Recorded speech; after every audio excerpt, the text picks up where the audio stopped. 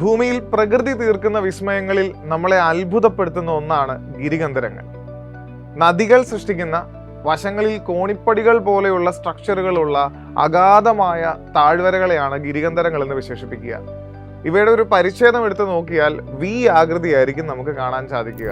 ഗിരികന്ധരങ്ങളെ ഇംഗ്ലീഷിൽ കാന്യൺ എന്നാണ് പൊതുവെ വിളിക്കാറുള്ളത്. ലോകത്തിലെ ഏറ്റവും പ്രശസ്തമായ കാന്യൺ അമേരിക്കയിലെ അരിസോണ സ്റ്റേറ്റിലെ ഗ്രാൻഡ് കാന്യൺ ആണ്. ലോകാത്ഭുതങ്ങളിൽ ഒന്നായി വരെ ഇതിനെ പരിഗണിക്കാറുണ്ട്. ഇതുവഴി ഒഴുകുന്ന ഈ നദി കണ്ടോ?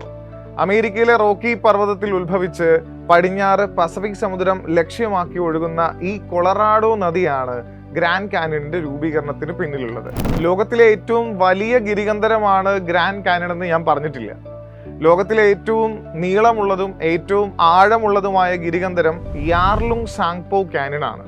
ഈ പേര് കേട്ടപ്പോൾ കുറച്ചു പേർക്കെങ്കിലും മനസ്സിലായി കാണും, ബ്രഹ്മപുത്ര നദിയായിരിക്കണം ഇത് സൃഷ്ടിക്കുക.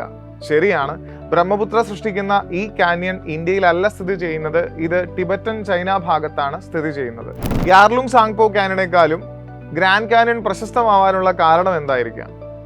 പരന്നു കിടക്കുന്ന കൊളറാഡോ പീഠഭൂമിയെ കീറി മുറിച്ച് കൊളറാഡോ നദി പോകുമ്പോൾ ഉണ്ടാകുന്ന ഒരു മനോഹാരിതയാണ് ഇതിന്റെ പിറകിൽ. നമ്മുടെ ഇന്ത്യയിലും ഗിരികന്ധരങ്ങളുണ്ട്.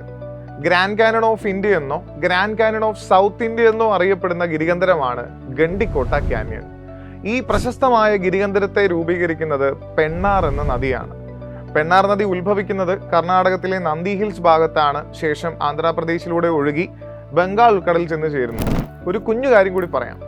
ഗോർജ്, കാന്യൺ, ഈ രണ്ട് വാക്കുകൾ തമ്മിൽ അല്പം കൺഫ്യൂഷൻ നിങ്ങൾക്ക് ഉണ്ടാവാൻ ചാൻസ് ഉണ്ട്.